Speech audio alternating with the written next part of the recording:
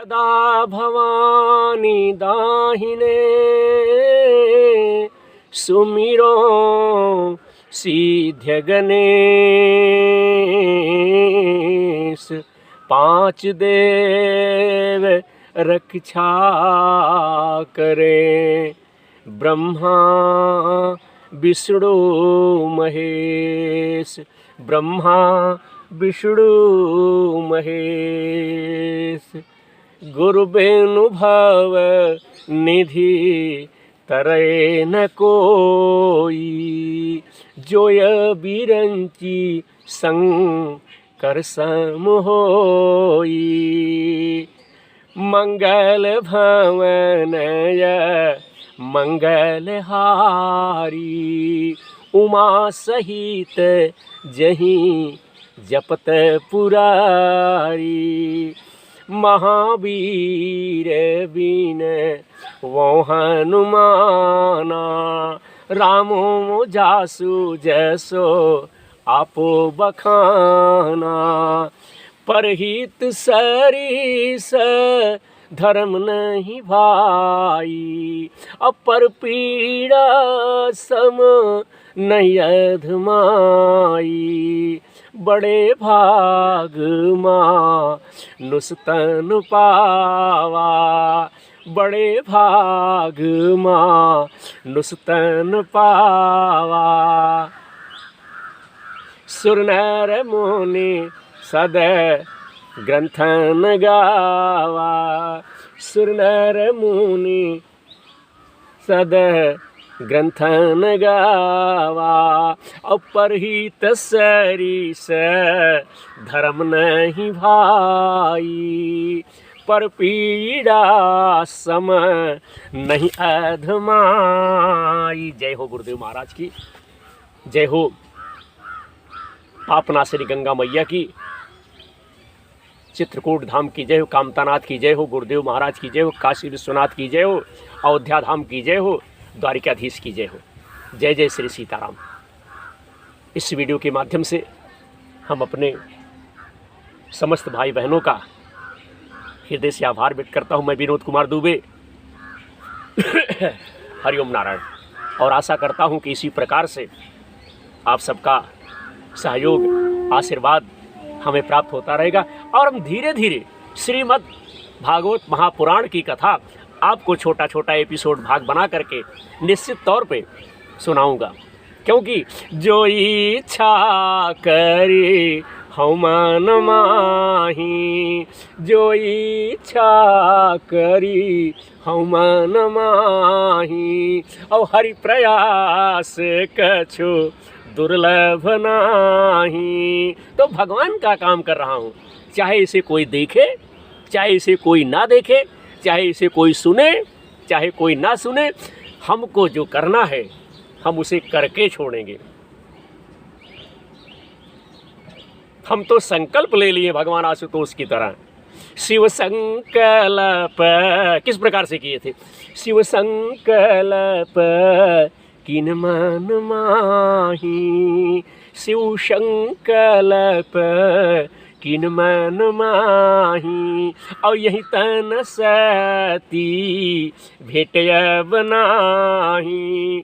तो भैया जैसे मान लीजिए, जब तक आपका संकल्प सही नहीं रहेगा आप सफल नहीं होंगे। सबसे पहले अपने विचार को, अपने कार्य को, अपने भैया इरादा को आप जो है मजबूत कीजिए। जब आपका इरादा मजबूत रहेगा, आपका संकल्प दृढ़ निश्चय रहेगा, तभी आपको सफलता प्राप्त होगी। और जो कर रहे हो उसे करते रहो, पीछे मुड़ करके कभी मत देखो। जिसने पीछे मुड़ करके देखा वह सफल नहीं हुआ। हमने निसंकोच इस YouTube चैनल को आए दिन हमने वीडियो इस पर शेयर किया। हमने कभी नहीं देखा कि कौन से लोग देख रहे हैं, कौन से लोग नहीं देख रहे हैं। आज इतने लोग देख रहे हैं, आज इतने लोग नहीं देखे। हमारा जो कर्तव्य है, हमारा जो कार्य है, हमको जो करना चाहिए मैं वही कर रहा हूँ। देखने वाले जिसकी इच्छा होगी देखेंगे, जिसकी नहीं होगी नहीं देखेंगे। जिसकी इच्छा होगी हमें सब्सक्राइब करेंगे, जिसकी इच्छा नहीं होगी नहीं करेंगे। जिसकी इच्छा होगी हमें लाइक करेंगे, जिसकी नहीं होगी नहीं करेंगे, लाइक करेंगे। जो भी इच्छा हो आपकी आप करिए। हमें क्या करना है इस बात का हमें ध्यान रखना है। कौन क्या हमारे साथ कर रहा है यह चीज़ मुझे नहीं देखना है। हमको क्या करना है, किस कार्य से अच्छाई मिलेगी, किस कार्य से बुराई मिलेगी, किस कार्य से मान सम्मान बढ़ेगा, किस कार्य से धर्म का कार्य बढ़ेगा, इस बात का ध्यान रखना है मुझे। बाकी आप लोग जैसी इच्छा। हरि अनंत, हरि कथा अनंता। जय श्री राम। तो आइए आज जो है 14वां अध्याय राजा वेन की कथा श्रीमद्भागवत महापुराण के माध्यम से विनोद प्रहरी यूट्यूबर चैनल से मैं आपका भाई विनोद दुबे उत्तर प्रदेश की परम पुनीत भूमि से, जहाँ पर भगवान श्री कृष्ण, भगवान श्री राम अवतार लिए, उन्हीं का चरित्र श्री कृष्ण का उत्तर प्रदेश का यह ग्रंथ आप सबकी सेवा में समर्पित कर रहा हूँ। अब इसका चाहे आप सम्मान करें, चाहे इसका अपमान करें, चाहे इसे आप देखें, चाहे आप ना देखें। हरिओम, जय श्री राम। साथियों, राजा वेन की कथा। मैत्रेय जी कहते कि हे वीरवर विदुर जी, सभी लोगों की कुशल चाहने वाले भृगु आदि मुनियों ने देखा कि अंग के चले जाने से अब पृथ्वी की रक्षा करने वाला कोई नहीं रह गया है। सब लोग पशुओं के समान उच्छृंखल होते जा रहे थे। तब उन्होंने माता सुनीता की सम्मति से मंत्रियों के सम्मत न होने पर भी बेन को भूमंडल के राज्य पर अभिजित कर दिया, बिठा दिया, राज दे दिया। बेन बड़ा कठोर शासक था साथियों। जब चोर डाकुओं ने सुना कि वही राज सिंहासन पर बैठा है कौन, तब सर्प से डरे हुए चूहे के समान वे सब तुरंत ही जहाँ तहाँ भैया छिप गए डर के नाते। राज आसन पाने पर बेन 8 लोकपालों की एवर से कला के कारण उत्तम हो गया और अभिमान बस अपने को ही सबसे बड़ा मानकर महापुरुषों का अपमान करने लगा। एक बुराई शुरू हो गई। देखिए, वह एवर्ष मत से अंधा हो रथ पर चढ़कर निरंकुश गजराज के समान पृथ्वी और आकाश को कपाता हुआ सर्वत्र विचरने लगा, घूमने लगा। कोई भी द्विजातीय वर्ण का पुरुष कभी किसी प्रकार का यज्ञ दान और हवन ना करे, अपने राज्य में यह ढिढोरा पिटवा दिया। हरिओम। उसने सारे धर्म कर्म जो है साथियों बंद करवा दिए, रुकवा दिए। दुष्ट बेन का ऐसा अत्याचार देख सारे ऋषि मुनि एकत्रित हुए और संसार पर संकट आया समझकर करुणावश आपस में विचार करने लगे, चर्चा करने लगे भैया कि अहो, जैसे दोनों ओर जलती हुई लकड़ी के बीच में रहने वाले चींटी आदि जीव महान संकट में भैया पड़ जाते हैं, वैसे ही इस समय सारी प्रजा एक ओर से राजा के और दूसरी ओर चोर डाकुओं के अत्याचार से महान संकट में पड़ रही है। हरिओम। हमने अराजकता के भय से, हमने जो है अराजकता के भय से ही अयोग्य होने पर भी बेन को राजा बनाया था, किंतु जब उसको हमने राजा बना दिया, किंतु अब उससे भैया भी प्रजा को भय हो गया, डर हो गया है।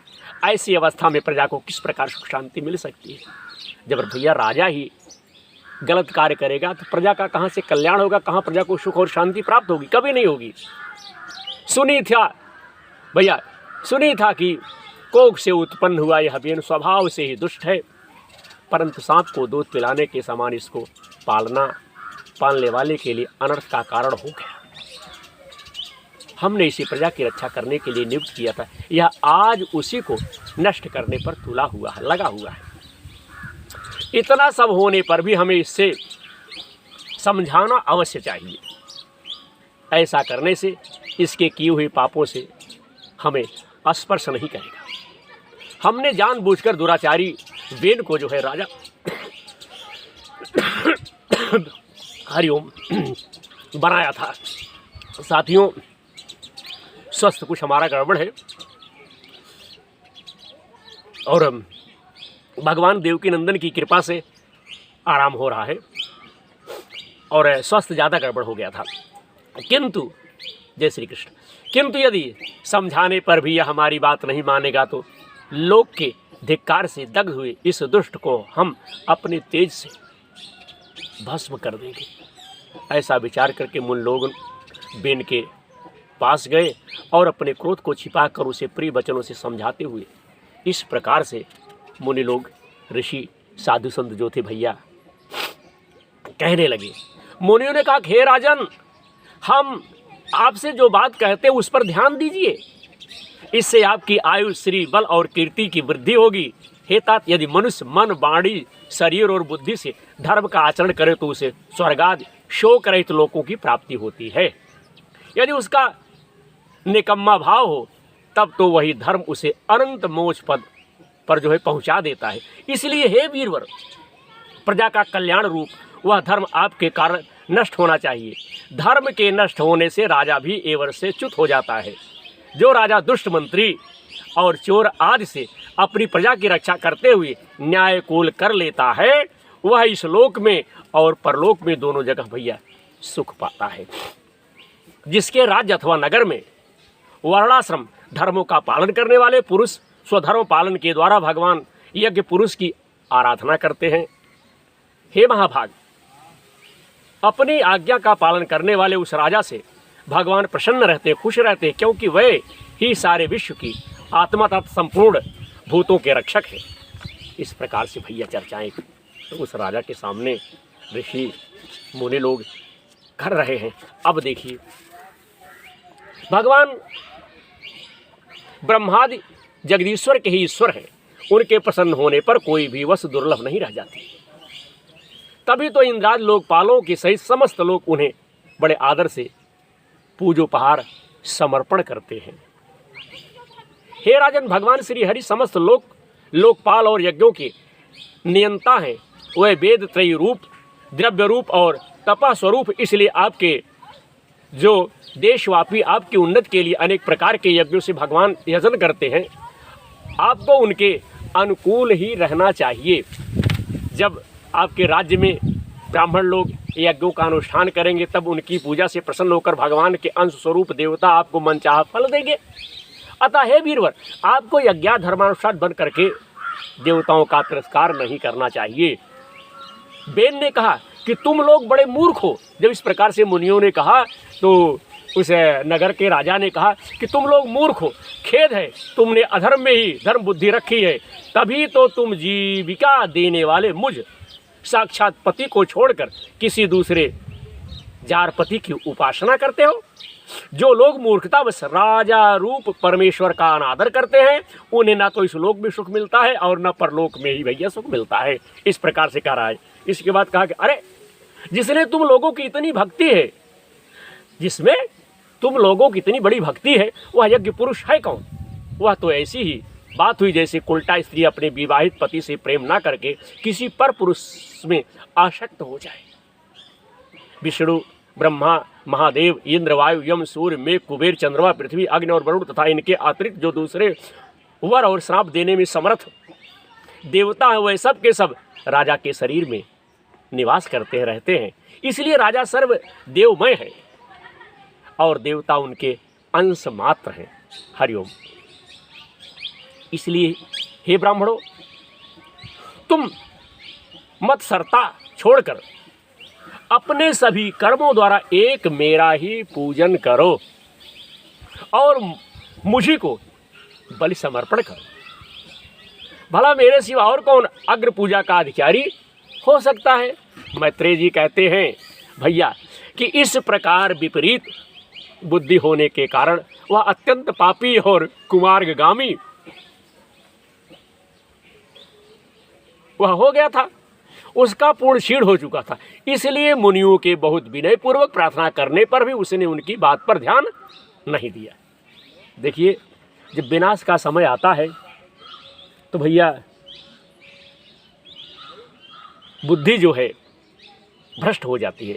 काल किसी को लाठी लेकर के बंधु नहीं मारता, केवल मनुष्य की बुद्धि विपरीत कर देता है, बदल देता है। और जब विनाश का समय आता है तो बुद्धि विपरीत हो ही जाती है। विनाश काले विपरीत बुद्धि। तो जब इस प्रकार से मुनियों ने कहा तो उस राजा ने जो है मुनियों की बात पर ध्यान नहीं दिया। कल्याण रूप हे विदुर जी, अपने को बड़ा बुद्धिमान समझने वाले बेन ने जब उन मुनियों का इस प्रकार अपमान किया तब अपनी मांग को व्यर्थ हुए देख हुए उस पर अत्यंत कुपित हो गए, क्रोधित हो गए। मार डालो, इस स्वभाव से ही दुष्ट पापी को मार डालो। यह यदि जीता रह गया तो कुछ ही दिनों में संसार को अवश्य जो है भस्म कर डालेगा। यह दुराचारी किसी प्रकार राज सिंहासन के योग्य नहीं है, क्योंकि यह निर्लज्ज साक्षात यज्ञपति विष्णु भगवान की निंदा करता है। अहो, जिसकी कृपा से इसे ऐसा एवर्स मिला है, उन श्रीहरि की निंदा अब आगे बेन को छोड़कर और कौन कर सकता है। हरिओम नारायण। साथियों, इस प्रकार अपने छिपे हुए क्रोध को प्रकट कर उन्होंने उसे मारने का निश्चय किया। वह तो भगवान की निंदा करने के कारण पहले ही मर चुका था, इसलिए केवल हुंकारों से ही उन्होंने उसका काम तमाम कर दिया।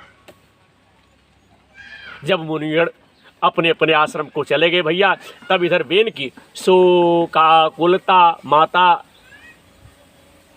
सुनीता मंत्रार्थ के बल से तथा अन्य युक्तियों से अपने पुत्र के शव की रक्षा करने लगी। एक दिन वह मुनिगण सरस्वती के पवित्र जल में स्नान कर अग्निहोत्र से निवृत्त हो नदी के तीर पर बैठे हुए भगवान की चर्चा कर रहे थे।